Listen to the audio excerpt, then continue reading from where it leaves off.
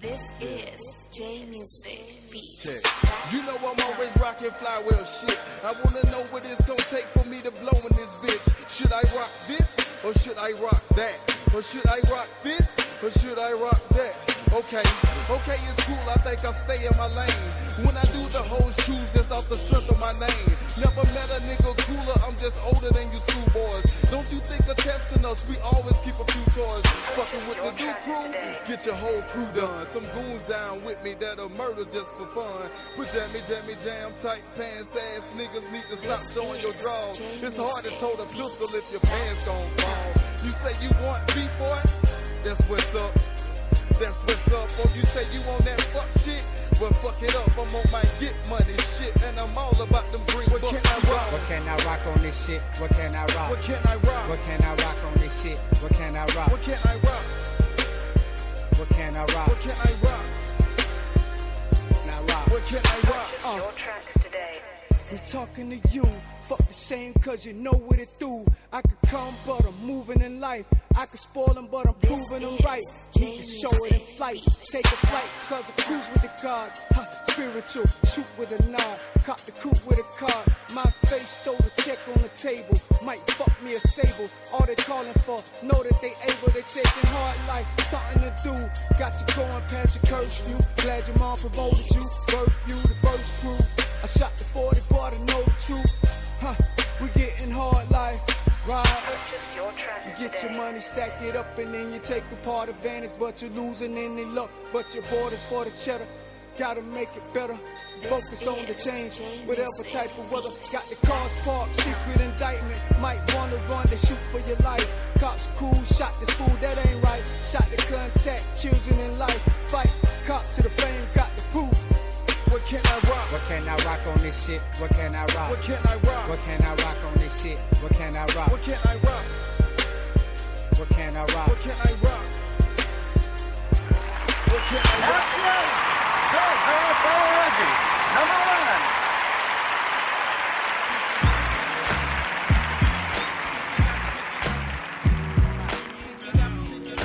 RB, Welcome back to the Doug Stewart Show. Fantastic, freaky, funny Football Friday. Thank you for joining you, boy. Looking at these posts on social media about OJ. Interweb went crazy yesterday when the juice got loose. We'll talk about that in the entertainment segment coming up in about 15 minutes. The number to the show is 404-382-0338. You can also email me at Doug@theDougStewartShow.com. And there we go. Got a little issue with the sound here.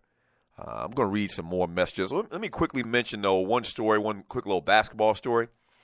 Derrick Rose, man, talking to the Cavaliers. That's right, free agent guard Derrick Rose is in serious talks, as being reported, with the Cleveland Cavaliers. Oh, my. Who saw that coming? Another great player, even though he's lost a couple of steps, is talking about joining up with the Cleveland Cavaliers or the Golden State Warriors. I didn't see that coming.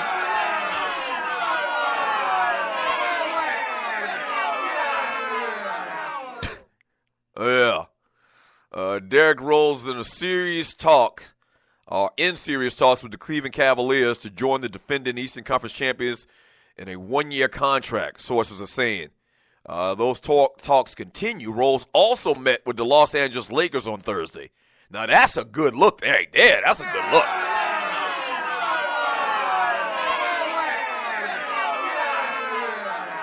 If I had to put my money on this, man, now he's met with a couple other teams. He met with Milwaukee as well, and he met with the Clippers. The Cavs are believed to be offering Rose a minimum contract of $2.1 million for the upcoming season to play alongside a Kyrie Irving or backup Kyrie Irving. This guy won an MVP, man, a couple of years ago. But how the mighty are falling. Real issues, obviously, with injuries and whatnot. Derrick Rose just isn't the Derrick Rose of old. But last year, he actually did pretty good. He averaged 18 points, 3.8 rebounds, and 4.4 assists on 47% shooting last year for the New York Knicks. So he played good last year. Maybe he's getting back to the level on which he was at a couple of years ago when he did win that league MVP, being the youngest guy to ever win an NBA MVP award? Maybe that's the case. But if I had to wager on it, and this isn't even a hard wager to make. I bet you the odds on this are very low to make some money, because it's probably going to happen. Derrick Rose probably plays for the Cleveland Cavaliers. Now, that would be a fantastic thing. Me being a Laker fan, if you're new to the show, I'm a Laker fan. It would be a fantastic thing if Derrick Rose were to go and be like a mentor-type player to Lonzo Ball for a year. That would be phenomenal. And I would welcome that. I would applaud that. That would be the good thing. But in basketball in 2017, that's probably not going to happen. He's probably going to play with Cleveland because that's what the top players do. And even if you're not a top player anymore, and you're Derrick Rose, you can add some supreme depth to the Cleveland Cavaliers.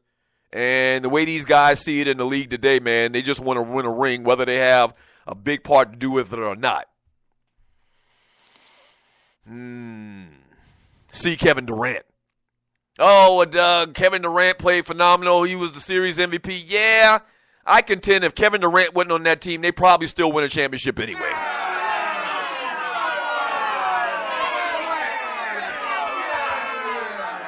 So there is that. Yes, I'm get off my lawn guy. I don't give a damn. Yeah. Kevin Durant, he dominated, played great. They lost one game in the freaking playoffs. Period. They lost one game in the playoffs. Kevin Durant's your MVP. But damn it, if they didn't have Kevin Durant, they probably still would have won the ring this year. Thanks for calling the Doug Stewart Show. What's your name? Where you calling from? What you want to talk about? Mike, check, Doug. It's your humble host, Marcus Harper. Marcus Harper, what's up, brother? How you doing? I'm good, brother. Life is good. How are you? I'm fantastic, man. And you had mentioned Derrick Rose, and I'm all for Derrick Rose to the Lakers. Yeah, Absolutely. Me too. Didn't think we were going to be this competitive, but now since we're going to be competitive, if we pick him up, now we're talking about legit playoff chances. Okay, so people listening to the show right now, on the line with me is Marcus Harper. He actually has his own show on the Two Live Stews radio network, Marcus Harper Sports Talk with Soul. He's from California originally and a Laker fan as well. I haven't even asked you this, brother. What do you think the Lakers' chances are of making it to the playoffs? Maybe getting the 8th or 7th spot. Too early or what?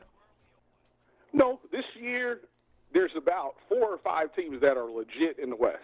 The top 4, your Houston, Golden State, San Antonio, those teams are legit. But when you get down there to 7 and 8, you're going to have about 4 to 5 teams, and I'd be willing to throw the Lakers in there as a team that absolutely has a chance for that 8th spot. Yeah, when you look at the teams in the West, man, obviously Golden State, San Antonio, Houston, the Clippers, and the Clippers probably going to take a step back this coming year. You got Oklahoma City Thunder. They added Paul George, so they're going to probably be. Then you got like 3 or 4 spots when you're talking about Memphis, Portland, New Orleans, maybe Dallas even a little bit. I think so. Yeah. I think so. Yeah, and the Lakers are just as good as all of those teams you just mentioned. Yeah. All of them around that. But one other thing, Kobe Bryant had brought this up about Rajon Rondo, and I want to throw this to you. And one other thing before I go there, actually, no Marcus Harper show tomorrow at 9 a.m. Eastern Standard Time. Okay. No show this week, but we will be back next week. That's what's up. But the Rondo thing, Kobe Bryant, he's very close to Rob Pelinka, who's the agent or the GM now for the Lakers and all of the above. He had kept talking about Rondo, and I wasn't a fan of Rondo coming to the team. Mm-hmm. But now seeing that Rondo got a 1-year deal for $3 million and seeing the way we're going to play, which is with a point guard that's going to pass it around like that, Rondo would definitely fit, and now I'm coming around on Rondo. So just want to get your thoughts on that. Have a good weekend, and I'm gone. I appreciate the call, man. I'm a Rondo fan. I like Rondo. I talked about him last year before the playoffs, man, that, or not before the playoffs, or during the playoffs when Chicago had the Boston Celtics on the damn ropes before Rondo got hurt. Rondo is an old-school, classic floor general. Now, he can't hit the backside of a barn as far as shooting, but just look at the production of that team last year when Rondo played and when he didn't. And the guy knows how to run a team, man. I would love to have him on the Lakers. The problem with him being on the Lakers is obvious. Allegedly, he's had these little personality conflicts between him, coaches, teammates, even last year in Chicago with Dwayne Wade and those guys, Jimmy Butler.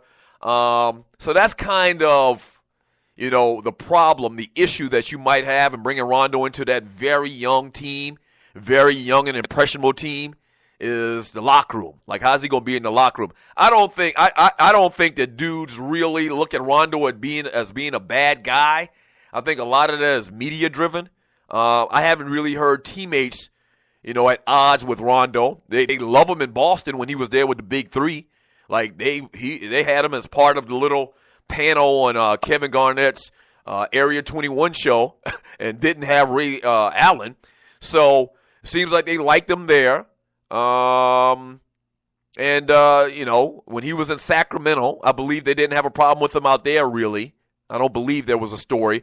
It's just last year what happened between him and Derrick Rose. I think him and Doc Rivers did have some words or didn't see eye to eye a couple of times when he was in Boston, but not really a lot. The guy can play, man. The guy can play. I would rather have Derrick Rose, in which I just talked about. I would rather have Derrick Rose by a lot, but if Rondo were to come to the Lakers, man, I wouldn't have a problem with that at all. From Mount Onyx in the chat on Spreaker.com, OJ spent 9 years in because he was haughty and brazen. Pride followed by the fall. A lot of that's probably true. From Sluggo, if OJ can do 9 years in the clicker for some bullshit, I think he can handle this without a hitch. I think what Sluggo's talking about is him getting out and following the parameters of his parole. And not drinking alcohol and this, that, and the other. Yeah, I mean, and OJ got that big, personality, man. He likes to be, seems like he's the type of guy that likes to be the center of attention. And can you imagine going out with friends? You got a pocket full of money. He's going to make a lot of money doing, speaking engagements or a reality show or something like that. I read a story yesterday said that he's made over $600,000. They estimate that he's made over $600,000 while he was sitting in jail with his NFL pension. And some of these lawsuits that have come to fruition that he's going to be a part of. And so he was in jail. He made $600,000 allegedly. The Goldman family can't get none of that because that's his retirement money. That's one of the laws. So he got a pocket full of money. He spent 9 years in jail. God forbid, he probably don't have much time left on this earth. His condition, playing football all those years, head being banged around. And to tell that man that he can't go out and have a drink, or he can have a drink, but he needs to get a half a drink because if he blows over a 0.8, his ass is going back to jail. That's tough. That's tough to just like, nah, I can't drink. You going out to these places and these people, hey, OJ, I talk about it all the time, man. Like, I have a 3-drink limit. But when I go someplace, man, the people know me. I go to the crib. I ain't been home in a while. Or I go somewhere and it's a 2 Live Stews event and folks love the show and listen to the stews. And, hey, your next drink on me. Where I come from, it's hard to turn down a drink from somebody.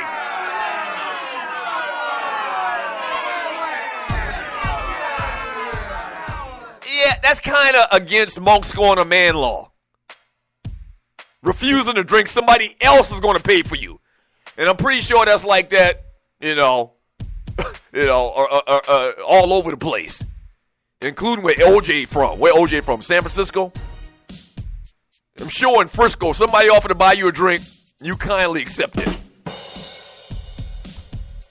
And what's even worse is when you've had your allotted drinks for the night, and somebody says, I want to buy you a drink, and you tell them, no, I'm good. And they're like, all right, you got to drive, it's good. But what's worse is when somebody buys you a drink without even telling you they're going to buy you a drink.